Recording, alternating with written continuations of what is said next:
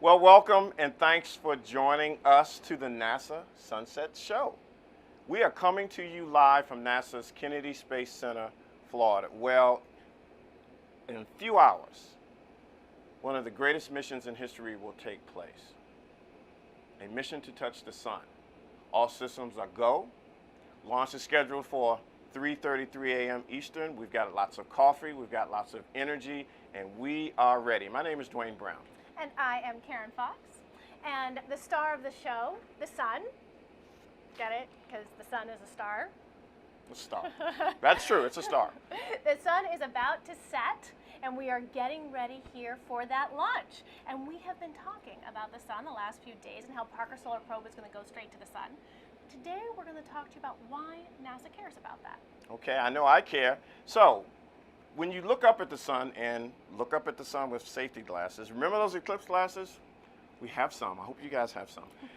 It looks calm and looks tranquil, but when we get close up with our space telescopes, it's dancing, it's dynamic, it's fury, it's mad, it's going a lot, and when it's doing all of this, it's sending out solar particles all throughout the solar system. It right? is. And these solar particles, they go out, they are affecting planetary atmospheres, they can create space weather near Earth where they can interfere with GPS and radio communications. And so this is something that NASA wants to learn about. And it also, this mission will help with our astronauts up at the International Space Station. When they go to the moon, we're going back to the moon, ladies and gentlemen, and of course eventually to Mars. All of this and much, much more. We're going to have a great show. We've got some incredible talent. Oh my goodness. And you need to send your questions in to hashtag AskNASA. Social media is abuzz. Hashtag AskNASA. We're going to get to as many questions as we can. And we are ready. You send those questions in. Again, hashtag AskNASA. All right, let us get started. We have Dr. Jahi Vega here with us. She is a space scientist from NASA's Goddard Space Flight Center in Greenbelt, Maryland. But you know what? I got to say this. I'm sorry. Jahi, the last time we were on stage together, it was last year for the total solar eclipse across America. You guys, I hope you saw that. If not, it's on YouTube and it's on everything else. NASA YouTube.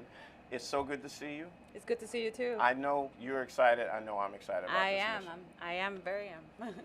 It's really good to have you here. Thank you for having me. Start out by just telling us what space weather is.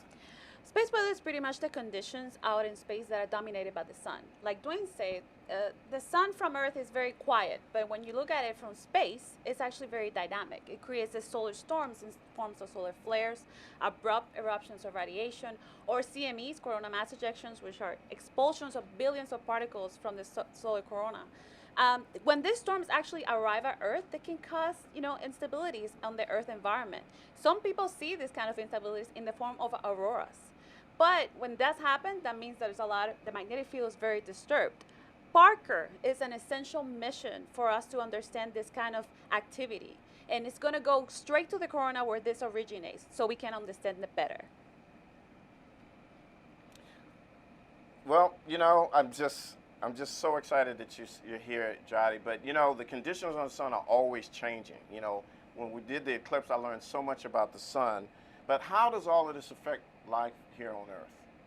It can affect it really, really directly. It can affect astronauts in space, the radiation from the sun, and it can actually affect also satellites, the instruments from the satellites that we use for our technology, radar communications, GPS signal. It can actually affect everything that we use for our technology nowadays. So Parker is going to be essential for us to understand these processes. It's going to go straight to the corona.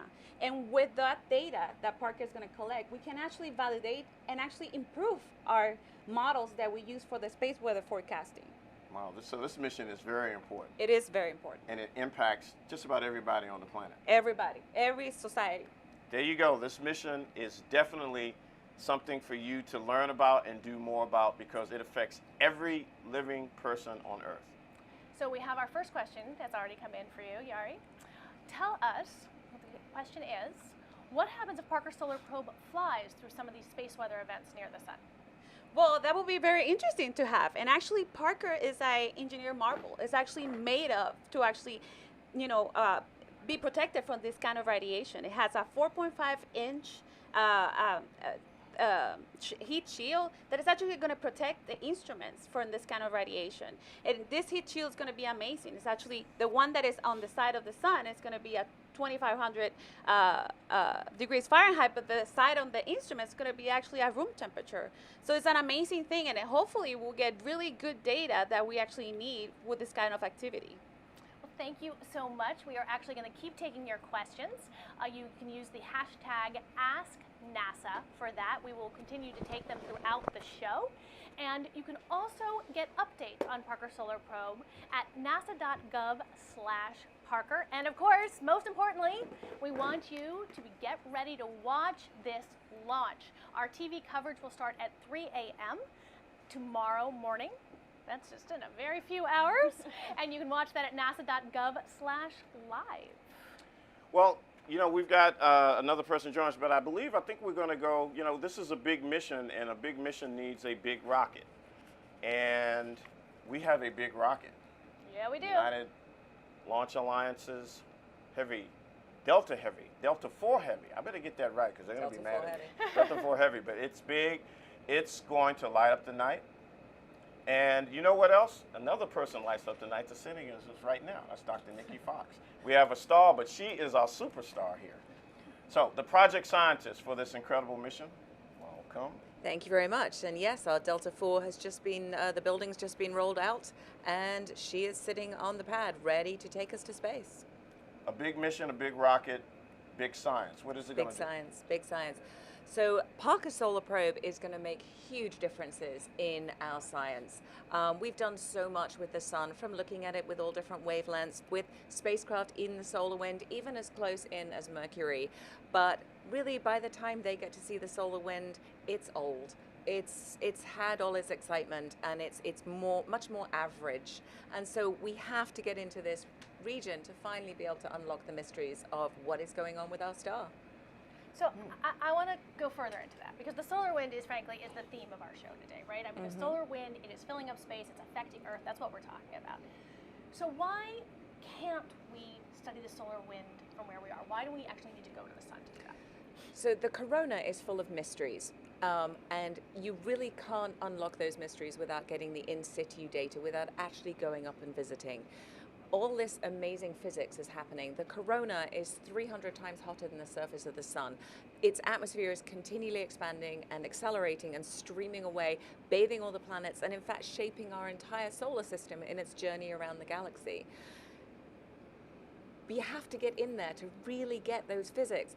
Why on earth do you move away from the surface of a hot body and get hotter? It doesn't make sense. It's like water flowing uphill. It shouldn't happen. And so all this physics is happening, but we need to get in there to really be able to take those measurements. And so that's why we're doing this incredibly daring mission to surf the sun's corona. You know, Dr. Fox, Jahi was here talking about space weather. How is Parker going to help us understand that even better? Because a lot of people, we hear about it, and it's so important, and it affects a lot of stuff. Absolutely. And so we do a very good job of predicting. You know, we see something happen on the sun and we say, well, this is probably what's going to happen here at Earth. And we have models, large-scale models. And if you think of taking the sun and the Earth as one big model, there's a big missing piece in that model, the physics that's driving and powering the solar wind. We don't know exactly what physics that is. We don't know what processes are going on. And when we add that to the already good models we have, it's just going to be game-changing.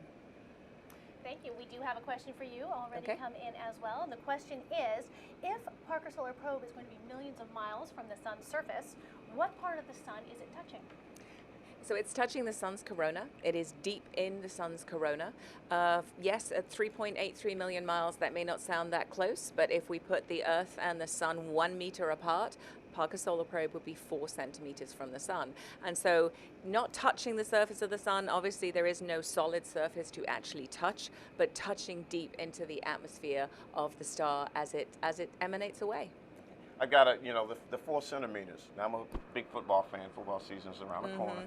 I heard an analogy about the goal line and all that. So, put the Earth in one end zone and the sun in the other end zone. Parker Solar Probe tucks and runs to the 4-yard line in the red zone, knocking on the door for a touchdown. Let's go Ravens. All right, 4-yard line. They're pretty good. Right. They're pretty good too. We may not have mentioned that Dr. Nikki Fox is with the Johns Hopkins University Applied Physics Laboratory, which is right near Baltimore, Maryland. All right, we are going to keep taking your questions. So please send them in to #AskNASA. We will take them throughout the show, and we're going to have everybody come back up at the end and answer even more of them. And again, if you're just tuning in, we are talking about NASA's Parker Solar Probe, a mission to touch the sun, which is launching just hours from now after the sun sets in the dark at 3:33 a.m. You can start watching our coverage at 3 a.m. at nasa.gov/live. Well, we have another star here with us, Karen, and Dr. Jim Spann. We have Dr. Hello. Jim Spann. Hello. Hello. Spann. He is the chief scientist for heliophysics, so let me take a moment and tell you a little bit about heliophysics before he gets started. Okay. So, we've been talking about the solar wind, right? The solar wind, it affects these planetary atmospheres. It affects all of space. And NASA studies this, and it's called heliophysics. That's a research field called heliophysics, and that is Dr. Spann's specialty. So, Yep. Well, we have been here a long time today, so we're getting all of these stars. But let's talk about heliophysics. Okay. The heliosphere, which affects a lot. There's a lot of these scientific terms, but Jim Spann is going to break it down to you. So, how does all of this fit into this Sun-Earth connection that affects every human being we've been talking about earlier? So we talked about, or Nikki mentioned the fact that Parker Solar Probe is going to go straight in and into the inner atmosphere of the sun. And that's really where the solar wind is accelerated, even though we don't fully understand it. Parker's going to elucidate that fact.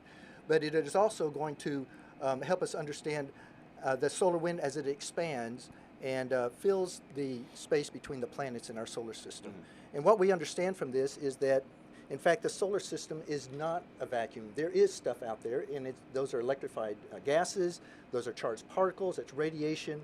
And so as we study that plasma and it interacts with the rest of the planets in the solar system, that is part of what solar heliophysics is about. And Parker it plays a key integral to help us understand that whole system. So tell us a little bit more about how heliophysics studies that. We've got this big space system. How are you tracking what's going on? So the science of heliophysics really addresses the connection between the sun, the planets, in particular our own home planet, Earth. And so we have a flotilla of spacecraft out there, over 20 spacecraft out there studying various regions, including near the Earth with a recently launched GOLD mission on a commercial satellite, an ICON mission, which is getting ready to be launched. It's going to study basically the boundary between the Earth's atmosphere and space. That's really, in terms of space weather, that's really where the rubber hits the road. And the impacts are right there. We have missions that are studying the boundary of our solar system with interstellar space. We have IBEX. We just recently selected a new mission called IMAP. All of these things, including missions within our magnetosphere. MMS is doing a fabulous job of really trying to understand the fundamental physics that Parker is going to sense as it goes in there. So we have a myriad of spacecraft doing this. And here we are. We're doing this huge launch. Like, what could be better than this? I mean, what comes next? This After is gonna be this, what do awesome. we do? Well, heliophysics has a plan where we are going to study various regions. Parker is going to really address the inner heliosphere as we study that. We've got a mission, as I just mentioned, IMAP, to study the boundary of the solar system with interstellar space. We've got another mission, Global Dynamics Coupling, or constellation, which is going to be studying the coupling between the ionosphere, which is right near the Earth's atmosphere, and the Earth's magnetosphere, which is the region that is dominated by the Earth's magnetic field. All of those regions are key to truly understanding the physics that really connects everything, as well as providing an understanding for space weather. And so that's kind of the applied component of heliophysics, and we are super excited about going after that. I got to get a question in here because Jahi was here. We're going to have another incredible scientist come up. And I just got to go back to the eclipse, 600 million or more. I mean, and another thing that touched just about everybody, particularly on the United States. But Jim, you guys have been pretty good and really busy. You had the eclipse last year. You got this. You guys, the solar scientists, I mean, the heliophysicists, they got to be like Oh, happy, man. We are ecstatic. We are so excited about because there are so many different aspects of this system, this connected system to study. We've got missions addressing various aspects, and then as the scientists, a lot of the scientists work on the missions themselves and build the instruments. And there's an entire community out there with young, early career folks who are studying the modeling, the connection between the two. It's just a very exciting time for heliophysics. I can't say enough about that. Wow. I'm excited too. I have to say, heliophysics is the field I focus on for NASA, and I'm having a great time with it. We do have a question for you too before we let you go. This is from Eric on Twitter. He says, I recently read about the Carrington event in 1865 where telegraph lines caught fire from a solar flare. Will Parker Solar Probe help us to know if a similar event is brewing? Oh, absolutely. As Nikki mentioned, Parker is really going to help us understand the fundamental physics that provides the source of the solar wind and the explosions that are coming from the sun. Really understanding that acceleration process, that energization process. When those events occur and that energy is incident on the Earth, then events like Carrington can occur. Now, we've not had anything quite as significant since then, but we've seen indications that there are very large magnetic storms. We've had power outages in Quebec in 1989, and so we do understand that our technology, as we use our technology in space communications, we are susceptible to these sorts of things, as well as our power grid, where currents are induced in those power lines, and that's in essence what caused those telegraph lines to catch fire, and we are trying to understand that so we can better predict it. And Solar Probe plays a key role in that. And I just want to check on one thing, but Parker Solar Probe won't be in real time telling us what's going on, right? It's going to really help us understand the fundamental physics, and in that physics, as we input that physics into our models will become better predictors. And as we study all parts of this system, the data that we get from these missions fold into the models. They help us better understand. The models then provide information, which then again drives the next mission that we need to fly, so that we can again improve our models, continue to improve our understanding. As a result, we will have better prediction for space weather. Well, you know, Parker may not tell us in real time, but let's see if we can do a real time picture of the launch vehicle again. I think let's go back to there. United Launch Alliance, you guys are awesome. A big rocket for a big mission with big science. We're here at the Sunset Show. Hashtag Ask NASA. Please send your questions in. Again, hashtag Ask NASA.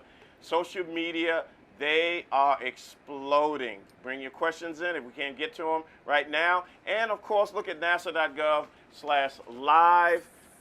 Check that website out. The launch will be there. You're watching us here on that and much, much more. We are here at the Sunset Show. And, oh my goodness, look who's here. Alex Young, Dr. Alex Young. Another Eclipse. My Eclipse friends. I see you went to the barber like me. That's today, right. Yeah. Do the head, there we go. Alex Young is a solar scientist, right? Correct. NASA's Goddard Space Flight Center in Greenbelt, Maryland. You got the shoes on? I do. The man with the shoes. You know, you have been all over the place. I mean, you're just telling about this star. Why is this star so important? Well, so, you know, Nikki and Jari and Jim have done an amazing job talking about the fundamental physics that the sun drives and creating this heliosphere and the connectivity of all the planets. But one of the things that's also amazing is that the sun is a star.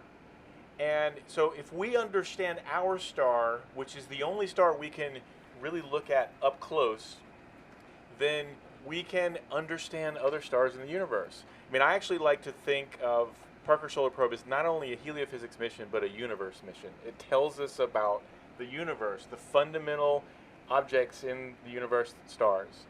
And so Nikki talked a lot about the solar wind and the environment that it creates, and other stars have winds too. We call them stellar winds. Mm-hmm. And they also create an environment around their particular solar systems. And so understanding this tells us about other solar systems. So there's solar systems where we know there are other planets.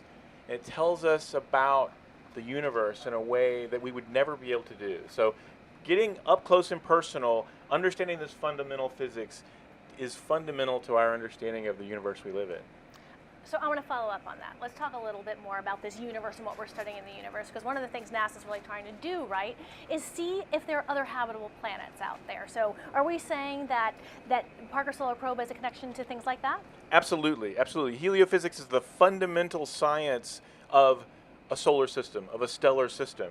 And so understanding the interaction between a star and all the planets is something that only Parker and what we do in our solar system can do for us. We know that other stars can be extremely active, too active because they blast planets with radiation and energy, or some stars can be too cool and don't have enough energy. We live in just the right solar system. It has just the right conditions that allow for habitability. And really to understand how that applies to everywhere else, we again have to go there up close and personal to really get a handle on that fundamental physics to understand our place in this bigger universe. One other question, Alex. You know, NASA, you know, we're going back to the moon, then on to Mars, moon to Mars. How is this mission, and we talked earlier in the show, you know, the astronauts and sending humans and all of the stuff that this mission will bring, all of the great science that pretty much covers a wide field. How will Parker help those initiatives to get us back on the moon and eventual footprints on Mars? Well, you know, as my fellow guests have talked about, the energy that the corona is driving particles to extreme energies. These particles create radiation storms, and that radiation is hazardous to astronauts. It creates a hazardous environment. So understanding how these magnetic fields in the corona, how the solar wind is accelerated, how shock waves are created and accelerate particles, tells us about these particle storms that make it to Earth or that make it to Mars and create this hostile, hazardous environment for human beings traveling in space. So this is another example of how we need to understand the fundamental physics, and this is the spacecraft, this is the mission that is going to do that for us. You know, this is a mission when people ask, why should we care? We got a whole bunch of answers. we really do. And you know, this is for me, and I know for many of my fellow heliophysicists, an amazing spacecraft that is, you know, both honoring an amazing physicist who has done seminal work for his entire career, which has laid the foundation for all the science we do, on top of the fact that this project is driven by unbelievably talented and amazing engineers who've created this, something that people have wanted to do for 60 years, and it's going to happen tomorrow morning. Right, in 60 years, and you know, the agency is celebrating 60 years. Well, The 60th it's anniversary. Pretty cool, it's such a great confluence of events. So in 1958, Parker predicted the solar wind. We had Explorer 1 seeing the radiation belts. We had the beginnings of NASA.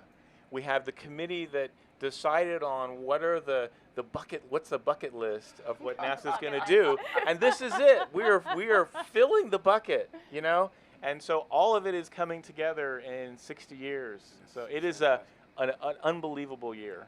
If you're just joining us, we are coming to you live from the NASA Kennedy Space Center, the Sunset Show. And I tell you, the excitement is abuzz. And send your questions in social media. You guys, #AskNASA. Again, #AskNASA. And we're going to try to answer those questions. Launch is still scheduled for 3:33 a.m. 3:33 a.m. All right. Should we bring everybody else up? I think we should bring everyone up. All right. Again, bring those questions in to #AskNASA. And again, go to the website at nasa.gov/live and nasa.gov/Parker. And the spacecraft itself, it is a big spacecraft. Again, check everything out. Launch, still scheduled for Saturday morning, 3:33 a.m., nasa.gov/live, and send in those questions to #AskNASA. And then we got the band back together here. Everybody up here. We've got a whole bunch of questions to ask you guys. You guys ready? I have a wonderful one from Manish from Twitter. Why is NASA launching Parker Solar Probe at night? There's an answer I'm dying to Yeah, give I- to that, give it, but I'm give it, actually give it. I wanna going hear to it. resist the urge to say that it's less hot. So we have to launch. The first thing that we need to do is fly past the planet Venus. And so Venus has to be in exactly the right location in the sky for us. And so for our trajectory to go straight to Venus, it's a 3:33 a.m. launch. Tell us, because we actually didn't have a chance to talk about this. Why does it have to go by Venus? It goes by Venus to do a gravity assist, and so we are launching with a huge launch energy with Delta IV Heavy, and then we have the upper stage that gives us 55% of our launch energy when we're outside the atmosphere. But we're going very fast. We want to be able to turn and make sure that we are going in towards Venus. In towards the sun. We don't want to be dragged around at all by the influence of the Earth, and so we use Venus to kind of give us a little handbrake turn. It slows us down just a little bit and really turns that orbit in towards focuses it in towards the sun. There you go. I'm going to take the microphone this time. All right, this is a question for Alex, standing behind me. This is about the coronal heating problem. The question is, are our most accurate models of the sun too complex to run on computers? Or is it really that scientists expect that our models are missing fundamental pieces? Well, so we have a couple of theories that do a very good job of explaining some of the aspects of coronal heating. So one of the aspects that we're looking forward to is really to gather the data we need to really pin it down. We know that there's magnetic energy released in the corona. There's waves, there's little tiny explosions that actually Eugene Parker coined nanoflares. So is it a combination of those? Is it one or the other? What are the details of this theory? So it's really a matter of fine-tuning the knobs of the physics to understand what's going on. I don't know if you want to elaborate on that at all, or... I think you did a great job. Okay. Yeah. Can I actually ask a question? Somebody Sure. tweeted me, and I want to ask you the question. It's not a hard question, but it's a cool question, no pun intended. Why is the corona millions of degrees, but the front of the spacecraft's only 2,500 degrees? So. That's a great question. So 3 billion degree plasma, but it's not very dense. It's a very, very tenuous atmosphere. And so there just aren't a lot of particles there to be able to transfer the heat into the spacecraft. Most of our heating comes from the photons from the sun, which is why we have a whiter than white coating on the front of the heat shield. On a Florida day like we've had today, I'm really glad I have a white rental car and not a black one. And so the white actually helps to reflect off a lot of the energy. And so what actually couples in comes up to about 2,500 degrees Fahrenheit. But the rest of the spacecraft, as Yari noted, is at a very balmy 85 degrees Fahrenheit, a bit like right now.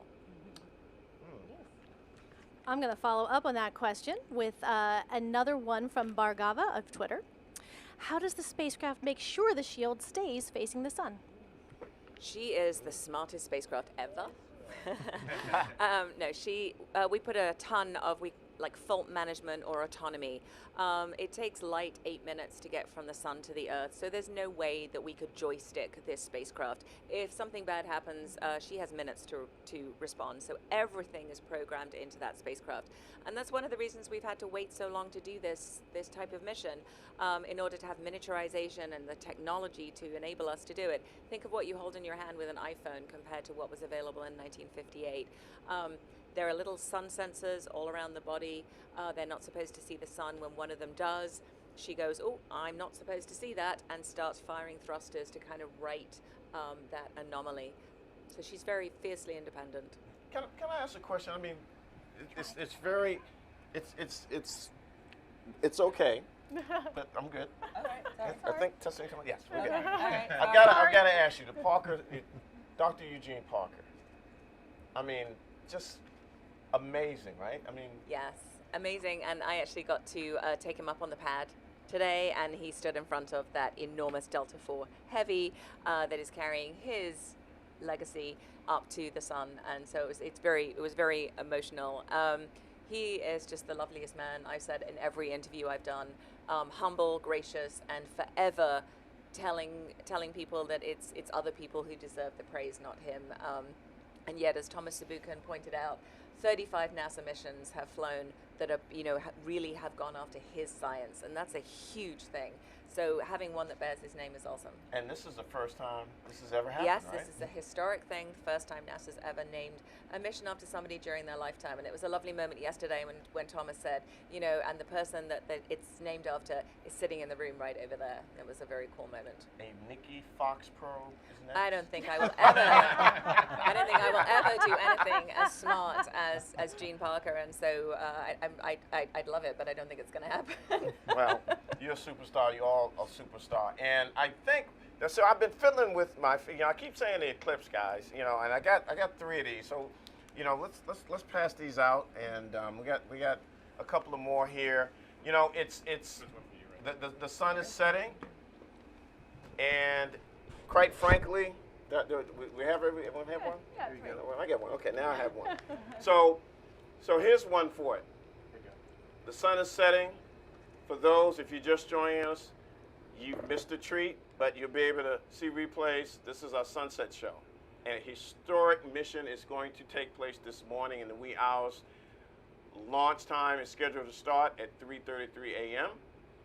The sun is setting on a spacecraft, and in fact, this will be the last sunset the Parker Solar Probe will ever see. And in honor of she's a she. She is a she. We're gonna put on our eclipse glasses, and we're going to do one thing and give a shout out on 3, 2, 1. With 3, 2, 1, go Parker Probe! Go!